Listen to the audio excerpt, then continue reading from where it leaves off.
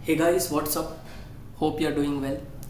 तो जैसा कि अब हमारे प्रीलिम्स 2025 में लेस देन 3 मंथ्स रह गए हैं, तो ये जो 3 मंथ्स का समय है ये बहुत ही क्रूशियल हो जाता है कि हम अपने जितने भी बेसिक्स या कोर सब्जेक्ट्स हैं जैसे कि economy, polity, history, science and tech, geography, इन सारे बेसिक सब्जेक्ट्स के रिवीजन को अच्छे से कर लें। तो ये हमारा 25 डेज इकोनॉमिक कैप्सूल सीरीज़ है।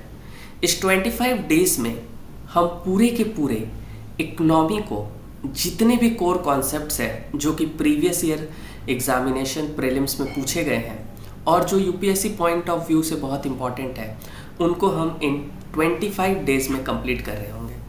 सो ये जो 25 डेज इकोनॉमिक कैप्सूल सीरीज़ है ये आपके यूपीएससी प्रीलिम्स के लिए काफ़ी इफ़ेक्टिव प्रूव हो सकता है।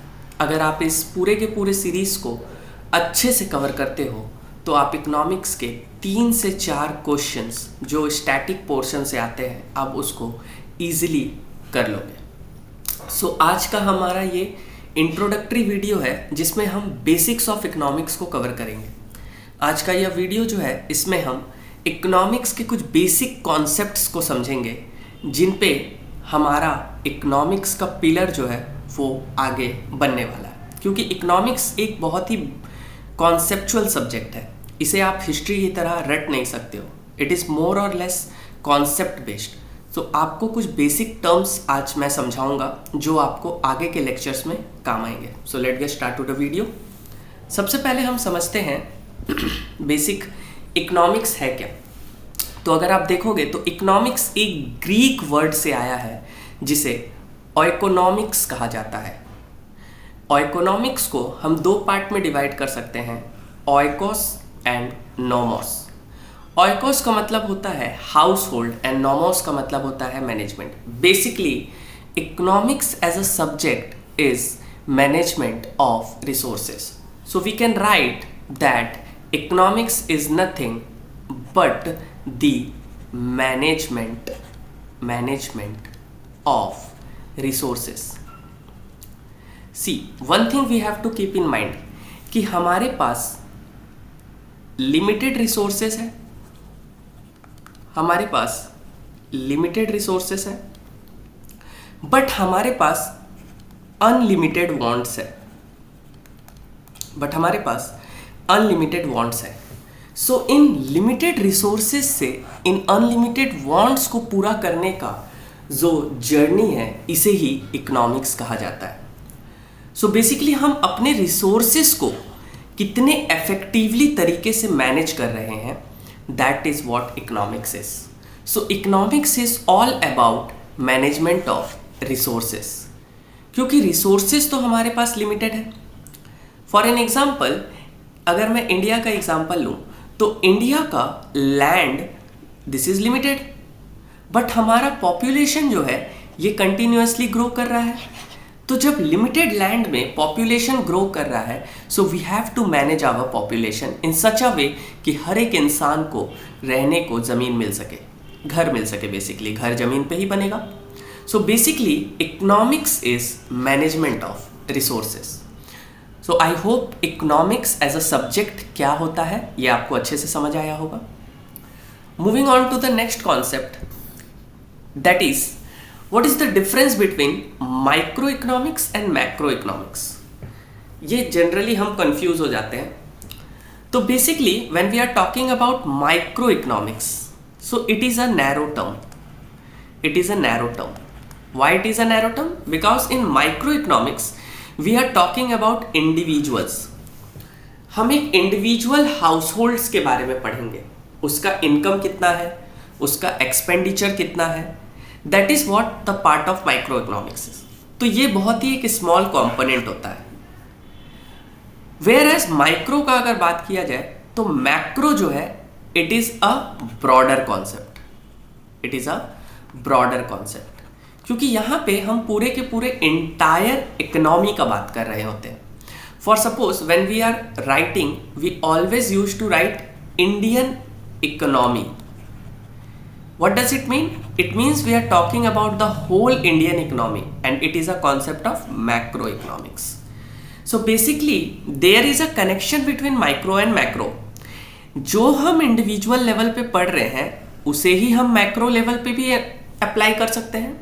सो बेसिकली माइक्रो इकोनॉमिक्स हमें कोर कॉन्सेप्ट देता है and macro economics is more about application.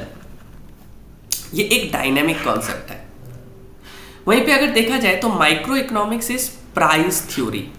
What is price theory? क्योंकि हम यहाँ पे इंडिविजुअल के बेसिस पे बात कर रहे हैं, हम इंडिविजुअल पॉइंट ऑफ व्यू से बात कर रहे हैं, तो इंडिविजुअल कभी भी परचेजिंग प्राइस के कॉन्सेप्ट से करता है.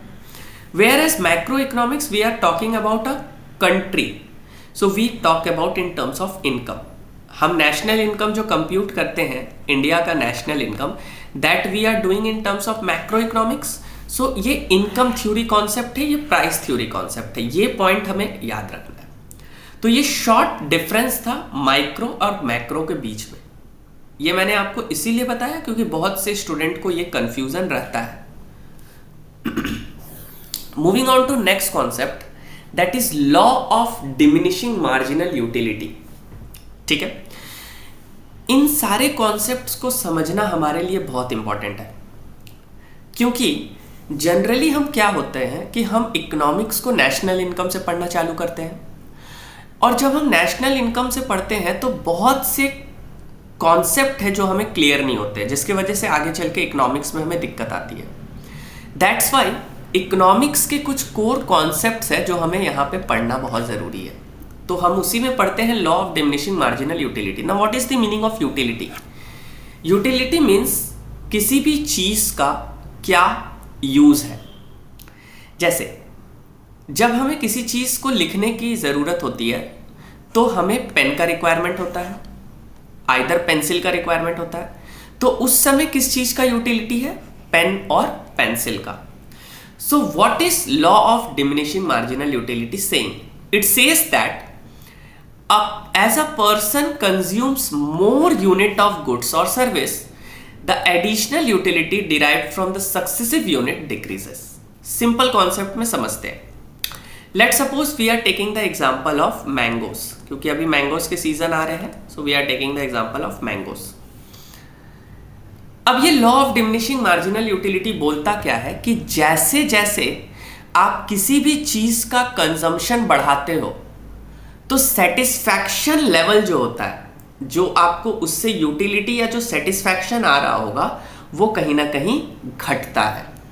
जैसे फॉर एग्जांपल मैंने 1 पीस मैंगो को कंज्यूम किया तो यहां पे मुझे क्या हुआ?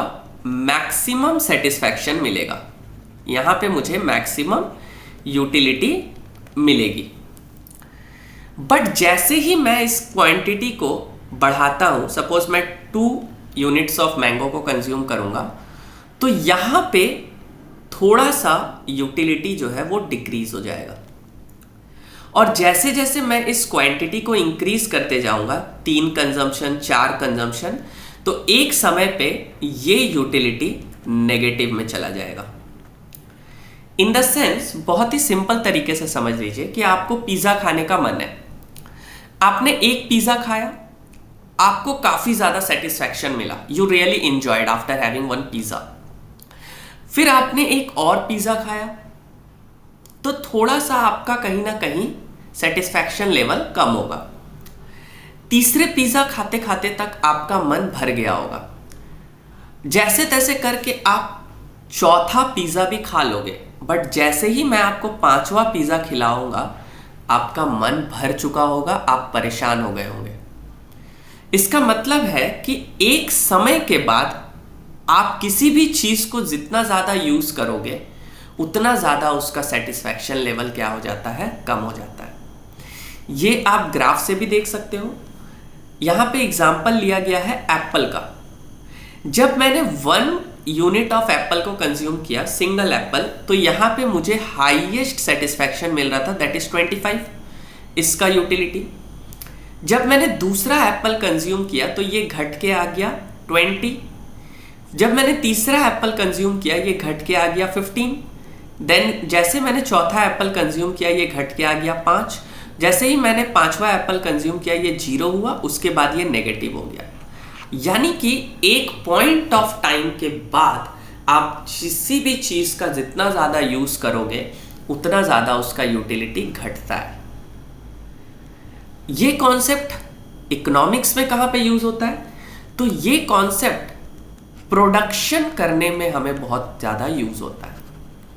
जब हम किसी भी चीज का प्रोडक्शन कर रहे होते हैं तो मार्केट में किस चीज का डिमांड है और किस चीज का सप्लाई करना है ये डिटरमाइन करने में हमें ये मदद करता है। तो बेसिकली अभी के लिए हमें इतना समझना है कि law of diminishing marginal utility simply ये बोलता है कि आप जितना ज्यादा किसी चीज को कंज्यूम करोगे उसका यूटिलिटी और you can say that satisfaction you are getting from that object is decreased. This is all about law of diminishing marginal utility. ठीक है, अब यहां पे एक कॉन्सेप्ट आता है, that concept of consumer surplus.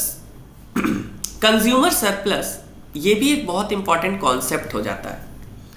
Why it is very important? First of all समझते हैं कि कंज्यूमर सरप्लस है क्या। तो क्योंकि ये वर्ड है कंज्यूमर, तो कंज्यूमर का मतलब कि customer that is going to consume anything. Surplus means that he is having addition और extra value. So basically consumer surplus is the difference between maximum price a consumer is willing to pay for a goods और service then he actual pays. Simple भाषा में समझते हैं, जैसे आप एक book लेने का सोच रहे हो एंड यू आर थिंकिंग कि ये बुक मुझे 100 रुपए में मिलेगा। आपने एक बुक लेने का सोचा और आपने सोचा कि मुझे ये बुक 100 रुपए तक मिलेगा, बट जब आप उस बुक को लेने गए तो वो बुक आपको 80 रुपीज में ही मिल गया। इट मीन्स कि आपने सोचा था 100 रुपीज बट आपको एक्चुअल कॉस्ट पड़ा 80। इट मीन्स कि आपके पास सरप्लस वैल्यू है कितना? तो 100 माइनस 80 दैट इज 20। अब ये जो 20 रुपीज है that is what is known as consumer surplus. अब ये कंज्यूमर सरप्लस क्या करेगा? क्योंकि आपके पास 20 रुपीज एक्स्ट्रा बच गया। अगर ये बुक पूरा का पूरा 100 रुपीज में आ जाता तो आपके पास 0 बचता, बट क्योंकि आपके पास एक्स्ट्रा मनी बच गया, आप क्या करोगे? मार्केट में एक्स्ट्रा डिमांड क्रिएट कर दोगे। आप मार्केट में क्या कर दोगे? एक्स्ट्रा डिमांड क्रिएट कर दोगे। और जैसे ही डिमांड क्रिएट होगा कहीं ना कहीं इन्फ्लेशन का कॉन्सेप्ट आ जाएगा। It means that consumer surplus positively भी एक्ट कर सकता है, नेगेटिवली भी एक्ट कर सकता है।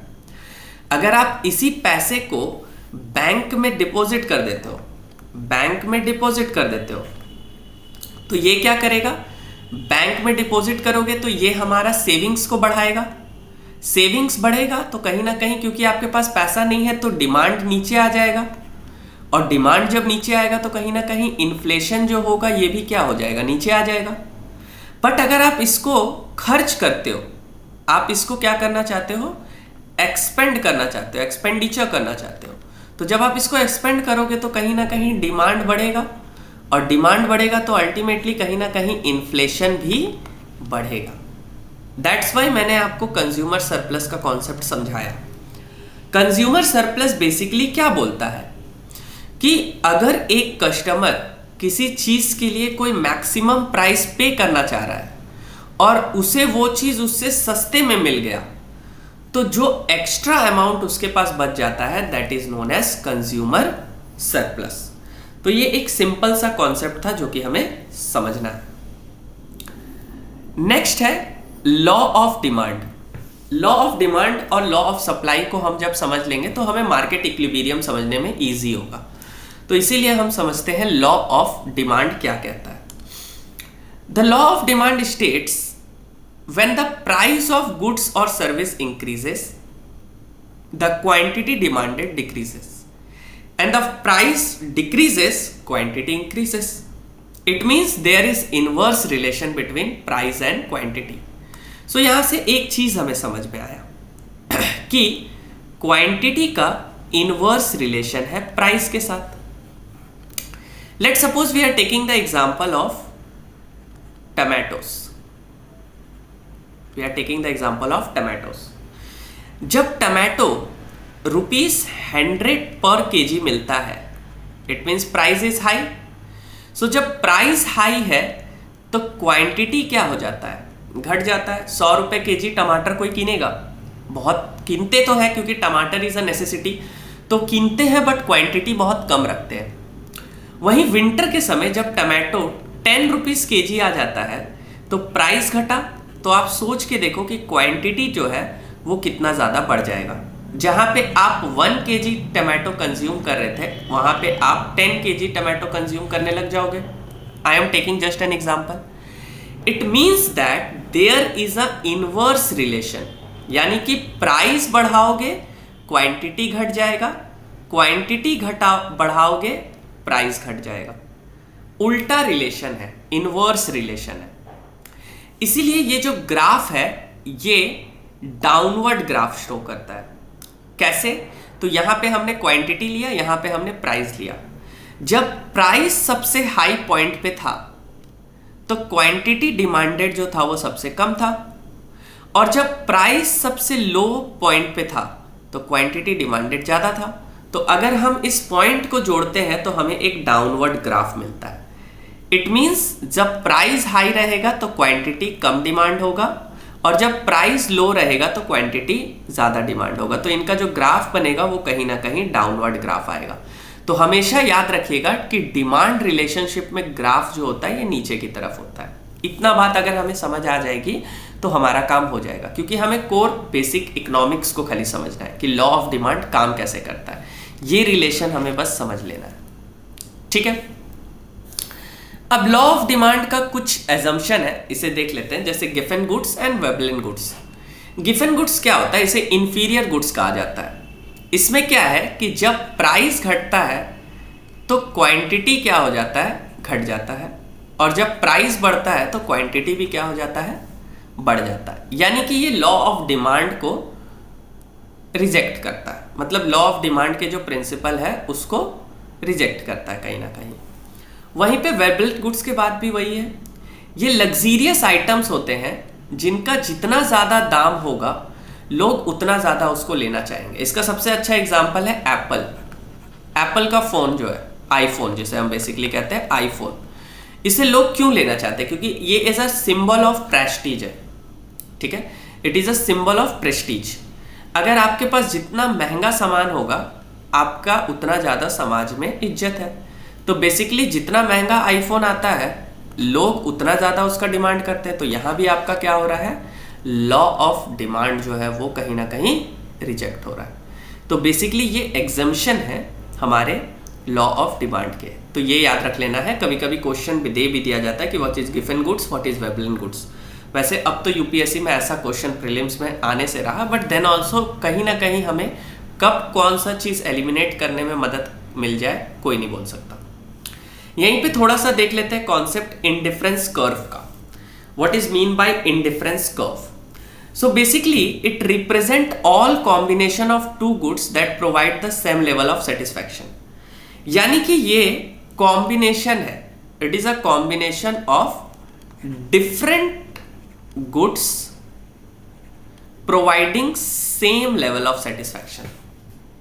जैसे कि मुझे 3 एप्पल्स और 4 बनानास में वही सेटिस्फैक्शन मिलता है जो इसे 5 एप्पल और 2 बनाना में मिलता है, और इसे 7 एप्पल और 1 बनाना में मिलता है। Now what is the use of indifference curve? जितना ज़्यादा आपके पास पॉसिबिलिटीज होता है सेटिस्फैक्शन लेवल को बढ़ाने का, उतना ज़्यादा मार्केट में डिमांड और सप्लाई जो है वो स्टेबल रहता है। क्योंकि आप एक चीज़ के ऊपर डिपेंडेंट नहीं हो, you are not dependent on apple. क्योंकि यहाँ पे एप्पल और बनाना दोनों को मिला के आपको सेटिस्फैक्शन मिल रहा है, तो खाली अकेले एप्पल से आपको सेटिस्फैक्शन नहीं मिल रहा। इसका मतलब है कि आप बनाना से भी सेटिस्फैक्शन ले सकते हो। अगर एप्पल का प्राइस बढ़ेगा तो आप बनाना से सेटिस्फैक्शन ले लोगे। इट मीन्स कि कहीं ना कहीं मार्केट में प्राइस को स्टेबल रखने में मदद मिलता है।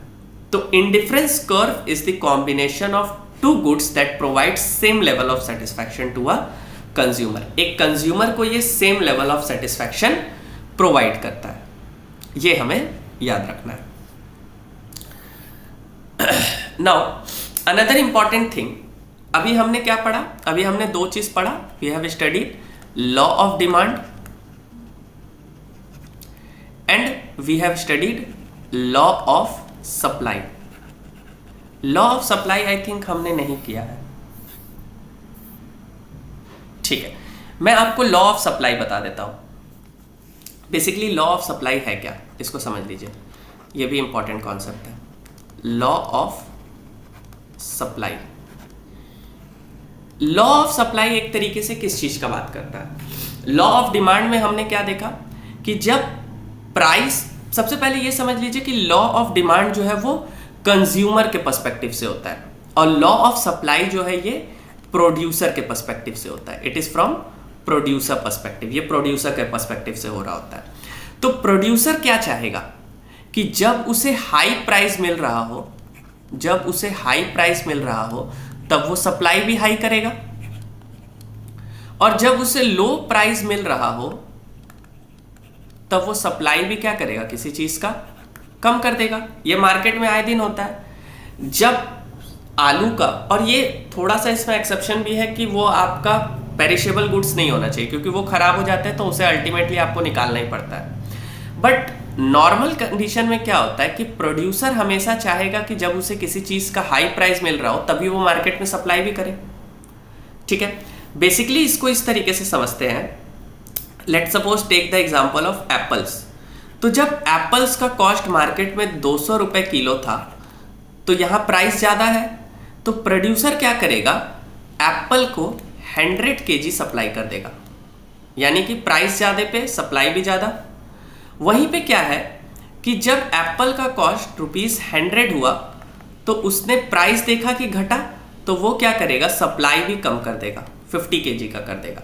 यानी कि अगर मैं इसका ग्राफ ड्रॉ करना चाहूं और यहां पे मैं ले लेता हूं क्वांटिटी और यहां पे मैं ले लेता हूं प्राइस, 2 पॉइंट ले रहा हूं, यहां पे मैं ले रहा हूं 200 और यहां पे मैं ले रहा हूं 100, और यहां पे है 50, यहां पे है 100। तो जब प्राइस 200 था तो उसने कितना दिया, 100 kg, और जब प्राइस 100 था तो उसने कितना दिया, 50। एक बीच में पॉइंट ले लेते हैं, लेट्स सपोज 70, जो कि 150 पे हो रहा होगा, तो वो पॉइंट यहाँ पे आएगा। तो अगर मैं इसको जोड़ने की कोशिश करूं तो ये ऊपर की तरफ ग्राफ से आ रहा होगा। तो यानी कि लॉ ऑफ सप्लाई क्या बोलता है कि प्राइस और क्वांटिटी सप्लाइड के बीच में डायरेक्ट रिलेशन है। ये हमेशा याद रखिएगा कि law of supply producer perspective से पढ़ा जाता है और प्रोड्यूसर हमेशा चाहेगा कि उसको हाई प्राइस मिले, तो हाई प्राइस पे वो सप्लाई भी क्या करेगा, हाई करेगा, और लो प्राइस पे सप्लाई भी वो कम कर देगा। तो ये था लॉ ऑफ सप्लाई। अब लॉ ऑफ सप्लाई और लॉ ऑफ डिमांड को ही जोड़ के हम लोग पढ़ते हैं, that is known as your market equilibrium, ठीक है। तो हमने दो कॉन्सेप्ट को समझा यहाँ पे। पहला कॉन्सेप्ट हमने समझा लॉ ऑफ डिमांड, जो कि कंज्यूमर पर्सपेक्टिव से था, it is from consumer perspective, और हमने समझा लॉ ऑफ सप्लाई जो कि था प्रोड्यूसर पर्सपेक्टिव से। अब एक ऐसा पॉइंट होना चाहिए जहां पे मार्केट स्टेबल रहे, यानी कि कंज्यूमर को भी प्रॉफिट हो और हमारा प्रोड्यूसर को भी प्रॉफिट हो, ठीक है। तो market equilibrium is the point where the quantity demanded of a goods equals the quantity supplied, यानी कि जितना क्वांटिटी डिमांड किया जा रहा है ये इक्वल हो जाता है जितना क्वांटिटी सप्लाई किया जा रहा है। अब एक चीज को यहां ध्यान से समझने की कोशिश कीजिए, क्वांटिटी डिमांड कौन करेगा, तो ये हमेशा आपको पता है कि it will do by consumer, और क्वांटिटी सप्लाई कौन करेगा, तो ये भी आपको पता है कि ये हमेशा प्रोड्यूसर करेगा। तो कहीं ना कहीं आप खुद देखो, law of demand consumer perspective से हो गया, law of supply producer perspective से हो गया। जहां पे ये दोनों इक्वल हो जाता है उसे ही कहा जाता है मार्केट इक्विलिब्रियम, ये वाला पॉइंट।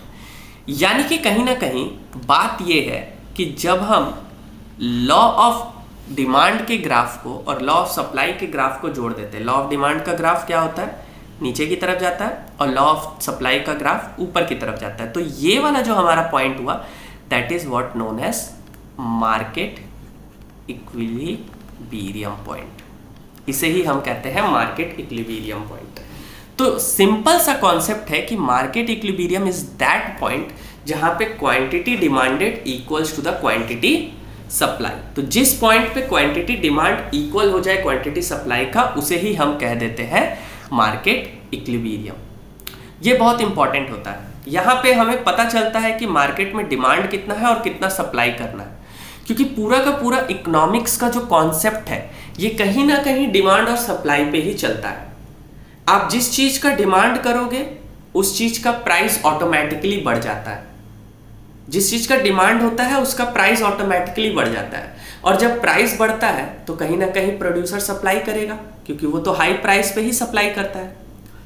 अब इसमें दो चीज देख लेते हैं कि ये पॉइंट जो है मार्केट इक्विलिब्रियम, इसके ऊपर में जो पॉइंट है दैट इज सरप्लस, यानी कि यहाँ पे डिमांड और सप्लाई दोनों सरप्लस में रहेगा और यहाँ पे शॉर्टेज में रहेगा। तो ये दो पॉइंट इसमें होते हैं। तो this is the graph for market equilibrium. ये तीन कॉन्सेप्ट बहुत इंपॉर्टेंट होते हैं, that is law of demand, law of supply and market equilibrium. ये क्यों इंपॉर्टेंट है? Not only from prelims point of view, mains का भी जब आप कोई आंसर लिखते हो तो अगर आप कोर कॉन्सेप्ट को समझे हो तो आप आंसर बहुत अच्छा लिख सकते हो। ठीक है, तो ये था हमारा मार्केट इक्विलिब्रियम का कॉन्सेप्ट। अब थोड़ा सा फैक्टर ऑफ प्रोडक्शन को देख लेते हैं। ये काफी इंपॉर्टेंट चीज है, फैक्टर ऑफ प्रोडक्शन, क्योंकि यही क्या करता है, किसी भी चीज का प्राइस को डिटरमाइन करेगा। किसी भी चीज का प्राइस डिटरमाइन होगा यही फोर फैक्टर ऑफ प्रोडक्शन। आप किसी भी चीज को प्रोड्यूस कर रहे हो तो आपको ये फैक्टर्स ऑफ प्रोडक्शन लगता ही है। इन्हें ही हम कहते हैं इनपुट्स, इन्हें ही मिला के कहा जाता है, फैक्टर ऑफ प्रोडक्शन को ही हम कहते हैं इनपुट। यही हमारे इनपुट्स भी होते हैं किसी चीज को प्रोड्यूस करने के लिए। तो सबसे पहला होता है लैंड, जमीन। आप किसी भी चीज को ओपन करोगे तो first of all you need a land. ठीक है, आप कंपनी सेटअप कर रहे हो then also you need a land. आप इंस्टीट्यूट खोल रहे हो तो then also you need a property. और उसके बदले आप क्या पे कर रहे होंगे, कहीं ना कहीं रेंट दे रहे होंगे। आप जमीन परचेस करोगे तो आप एक बार में पैसा दोगे, आप अगर भाड़ा में लोगे मीन्स रेंट पे, तो you pay the rent. Next is labour. What is labour? So आप जब कोई चीज का प्रोडक्शन करोगे तो आपको वहां पे काम करने के लिए आदमी का रिक्वायरमेंट होगा, दैट इज व्हाट लेबर। और लेबर क्या लेगा, अपना वेजेस लेगा। Now what is capital? So आप किसी भी चीज को जब सेटअप करोगे तो आइदर आप खुद का पैसा लगा रहे होंगे जो आपका सेविंग्स होगा, या फिर आप क्या कर रहे होंगे, बैंक से लोन ले रहे होंगे। तो कैपिटल अगर आपने बैंक से लोन लिया है तो you have to pay the interest to the bank, that is also factor of production. और एट द लास्ट एंटरप्रेन्योर, क्योंकि ये अपना टाइम दे रहा है तो इसे भी तो प्रॉफिट का रिक्वायरमेंट होगा, बेसिकली जिसे हम मालिक कहते हैं। तो ये चार फैक्टर ऑफ प्रोडक्शन ही किसी भी चीज का प्राइस को डिटरमाइन करता है मार्केट में। जब हम इन्फ्लेशन पढ़ रहे होंगे और इन्फ्लेशन के अंदर कॉस्ट पुश इन्फ्लेशन पढ़ेंगे तो वहां पे हम देखेंगे कि वो फैक्टर ऑफ प्रोडक्शन के ऊपर ही प्राइस डिटरमाइन होगा। आप खुद भी सोचो कि अगर किसी चीज का प्राइस बढ़ता है तो कहीं ना कहीं उसके फैक्टर्स ऑफ प्रोडक्शन का दाम बढ़ता है। ठीक है, आइदर आप लेबर का चार्जेस बढ़ाओगे तो then also you have to increase the price. आप लैंड का अगर रेंट ज्यादा पे कर रहे हो then also you have to increase the price. Bank से अगर आपको लोन महंगा मिला है then also you have to pay high interest, तो आप प्राइस इंक्रीज करोगे। तो कहीं ना कहीं जितना भी चीज आप प्रोड्यूस कर रहे हो ये फैक्टर्स ऑफ प्रोडक्शन पे डिपेंड होता है। तो ये फैक्टर्स ऑफ प्रोडक्शन बहुत इंपॉर्टेंट हो जाते हैं इकोनॉमिक्स पॉइंट ऑफ व्यू से, क्योंकि यही मार्केट में प्राइस को डिटरमाइन कर रहे हैं। Moving on to the next concept, यहाँ पे दो छोटा छोटा टर्म्स है, दैट इज अपॉर्चुनिटी कॉस्ट और संक कॉस्ट। बहुत जल्दी से इसको समझा देता हूँ। बेसिकली अपॉर्चुनिटी कॉस्ट क्या है कि आपने कोई चॉइस किया तो उसके बदले जो आपने नेक्स्ट अच्छे अल्टरनेटिव को छोड़ दिया, that is what opportunity cost is. जैसे अगर आपके पास 100 रुपए है और आपके पास दो ऑप्शन है कि या तो आप बुक ले सकते हो या तो आप मूवी देख सकते हो, यू हैव 2 चॉइसेस। आपने सोचा कि मैं बुक लूंगा, instead of going to movie आपने सोचा कि मैं बुक लूंगा, तो बुक के बाद बेस्ट अल्टरनेटिव क्या था? आप मूवी देख सकते थे, बट आपने उस प्लान को क्या किया, ड्रॉप कर दिया। तो ये आपका क्या हो गया, अपॉर्चुनिटी कॉस्ट। इसको सिंपली इस तरीके से समझ सकते हैं कि आपको कहीं से एक पैकेज आता है, ऑफर, जहां पे आपको एक जो है वो मंथली आपको दे रहा है 50,000, ठीक है, और एक आपको सैलरी दे रहा है मंथली 70,000। तो ऑब्वियस सा बात है कि आप 70,000 वाले को पिकअप करोगे। बट 70,000 के बाद बेस्ट अपॉर्चुनिटी आपने क्या ड्रॉप किया, दैट इज 50,000, तो that is known as opportunity cost. Now what is sunk cost?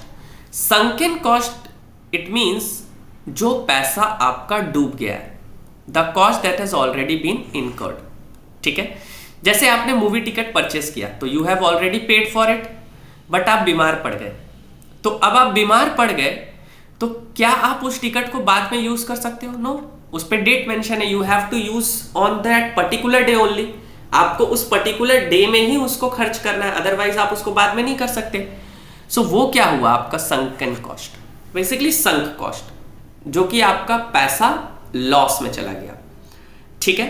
तो sunk cost is basically the cost that is means जो आपका पैसा डूब जाता है, ठीक है ना। जितने भी इंपॉर्टेंट कॉन्सेप्ट है जो कि कहीं ना कहीं यूज होगा, उसको मैं समझाने की कोशिश कर रहा हूं। कंज्यूमर गुड्स और कैपिटल गुड्स क्या होता है, इसे जल्दी से समझ लेते हैं। इस यहां पे मैं 2 एग्जांपल ले रहा हूं। लेट सपोज आपने एक प्रिंटर परचेस किया। अब आप इस प्रिंटर को 2 तरीके से यूज कर सकते हो, या तो आप इसे घर में यूज कर सकते हो या तो आप इसे ऑफिस में यूज कर सकते हो। घर में जब आप इसे यूज कर रहे होंगे तो इसे मैं कहूंगा consumer goods. Why I will tell it consumer goods? क्योंकि यहां से कोई भी प्रोडक्शन नहीं हो रहा है, it is not making your income. But जब आप इसको ऑफिस में यूज कर रहे होंगे तो ये आपका बन जाएगा कैपिटल गुड्स। क्यों? क्योंकि यहां पे आपको कुछ पैसा मिल रहा है, आप प्रिंटर से प्रिंट कर रहे हो, उसके बदले आपको कुछ पैसा मिलेगा, जैसे xerox machine, that is example आप ले सकते हो। तो बेसिकली अगर आप किसी चीज को कीन के और खुद कंज्यूम कर ले रहे हो और वो कुछ वैल्यू एडिशन नहीं कर रहा है, that is not creating an assets और money, that is known as consumer goods. और अगर किसी चीज को आपने किना और आप उससे आगे फिर पैसा बना रहे हो तो that is known as capital goods. जैसे आपने एक ओवन किना, अब आप इसे 2 तरीके से यूज कर सकते हो, या तो आप इसे घर में यूज कर सकते हो या तो आप इसे बेकरी में यूज कर सकते हो। तो जब आप इसे घर में यूज कर रहे होगे तो ये क्या बन जाएगा, कंज्यूमर गुड्स बन जाएगा। क्यों? क्योंकि इससे आपको कोई सोर्स ऑफ इनकम नहीं हो रहा। बट जब आप इसी ओवन को बेकरी में यूज करोगे तो आपको क्या होगा, पैसा अर्न होगा। आप इससे बेकिंग करोगे, ब्रेड वगैरह बनाओगे, उसको सेल करोगे तो पैसा आएगा। तो यही आपका कैपिटल गुड्स बन गया। तो बेसिकली एक गुड्स बेसिकली कैपिटल गुड्स बनेगा या कंज्यूमर गुड्स बनेगा, ये डिपेंड किस पे करेगा, यूज पे, कि हम उसे कहां पे यूज कर रहे हैं, ठीक है। तो ये एक छोटा सा कॉन्सेप्ट था कंज्यूमर गुड्स और कैपिटल गुड्स का। इसे मैंने इसीलिए पढ़ाया क्योंकि ये आपका नेशनल इनकम में यूज होगा। अब यहां पे समझते हैं प्रोडक्टिविटी का कॉन्सेप्ट को। प्रोडक्टिविटी का कॉन्सेप्ट क्या कहता है? देखिए, बेसिकली प्रोडक्टिविटी जो है ये 2 चीजों के द्वारा डिटरमाइन होगा। सबसे पहले प्रोडक्टिविटी कहेंगे कब, जब आप किसी चीज का आउटपुट दोगे, आउटपुट और इनपुट, यहां पे 2 चीज होता है। Now what is input? तो मैंने आपको पहले ही बताया कि इनपुट 4 फैक्टर ऑफ प्रोडक्शन होता है, that is your either land, labour, capital और एंटरप्रेन्योर। तो ये 4 फैक्टर ऑफ प्रोडक्शन आपके इनपुट्स होते हैं। अब आप इसी का यूज करके आउटपुट दोगे। सपोज आपने किसी कंपनी को ओपन किया तो सबसे पहले you have to put in input, आप इनपुट दोगे, लैंड, लेबर, कैपिटल, एंटरप्रेन्योर लगाओगे, तब तो आप आउटपुट करोगे। अब यहां पे 3 चीज हो सकता है प्रोडक्टिविटी को लेके। या तो आपका प्रोडक्टिविटी पॉजिटिव चला जाए, या तो आपका प्रोडक्टिविटी नेगेटिव चला जाए, या तो आपका प्रोडक्टिविटी इक्विलिब्रियम में रहे, इक्विलिब्रियम में रहे। नाउ अब ये कैसे होगा? तो सिंपल सा कॉन्सेप्ट है कि जब आपका इनपुट लेस देन हो आउटपुट से, यानी कि इनपुट जितना आपने लगाया उससे ज्यादा आपका आउटपुट हो गया, तो ये कंडीशन बनाता है पॉजिटिव, पहला। दूसरा, इनपुट अगर ग्रेटर हो जाए आउटपुट से, तो ये कंडीशन बनाता है नेगेटिव। और तीसरा, अगर इनपुट इक्वल हो जाए आउटपुट के, तो ये हो जाता है इक्विलिब्रियम का कॉन्सेप्ट। फॉर सपोज एग्जांपल, आपने एक चेयर मेकिंग कंपनी खोला। आपका एक कंपनी है जिसमें चेयर बनता है। इस चेयर को बनाने के लिए जो हमने इनपुट लगाया वो ₹1000 का था, और मैंने जो आउटपुट दिया वो ₹1500 का था। तो इनका अगर मैं डिफरेंस देखूं तो ये 500 आ रहा है, यानी कि ये कौन सा कंडीशन है? फर्स्ट कंडीशन जहां पे मैं पॉजिटिव हूं, यानी कि ये जो प्रोडक्टिविटी है ये पॉजिटिव प्रोडक्टिविटी है। वहीं पे अगर मैं इस सिनेरियो को थोड़ा चेंज कर दूं, यहां पे मैं इसे नेगेटिव में ले जाऊं और इसे मैं 900 कर दूं, तो अब ये डिफरेंस चेंज हो जाएगा। अब मैं क्या हूं? -100 का नुकसान झेल रहा हूं, यानी कि जितना पैसा मैंने लगाया मैं उतना भी रिकवर नहीं कर पाया, तो यानी कि मैं नेगेटिव प्रोडक्टिविटी में हूं। और अगर एक कंडीशन देख लूं कि जितना मैंने लगाया मैंने उतना ही कमाया, 1000 रुपए लगाया था और 1000 रुपए में ही चेयर बेच दिया, तो 0 है। तो यहां पे मतलब कि मैं इक्विलिब्रियम कंडीशन में हूं। यानी कि प्रोडक्टिविटी जो है वो कहीं ना कहीं इनपुट और आउटपुट के कॉन्सेप्ट से चलता है कि आपने जो फैक्टर्स ऑफ प्रोडक्शन लगाया उससे कितना आउटपुट बना। इसे ही हम इनपुट आउटपुट रेशियो भी बोलते हैं, जो कि हम नेशनल इनकम के कॉन्सेप्ट में पढ़ेंगे। तो ये था आज का हमारा बेसिक्स ऑफ इकोनॉमिक्स का वीडियो। ये 25 डेज सीरीज इकोनॉमिक्स कैप्सूल, ये आपके लिए काफ़ी इंपॉर्टेंट होने वाला है। अगर आप इस वीडियो को बहुत अच्छे से देख लेते हो तो आपके इकोनॉमिक्स के सारे कॉन्सेप्ट क्लियर हो जाएंगे। तो ये था आज का हमारा वीडियो का अगर नोट्स चाहिए होगा तो आप टेलीग्राम से जाके इसे डाउनलोड कर सकते हैं, लिंक मैं डिस्क्रिप्शन में दे दूंगा। Till then take care, keep learning, Jai Hind.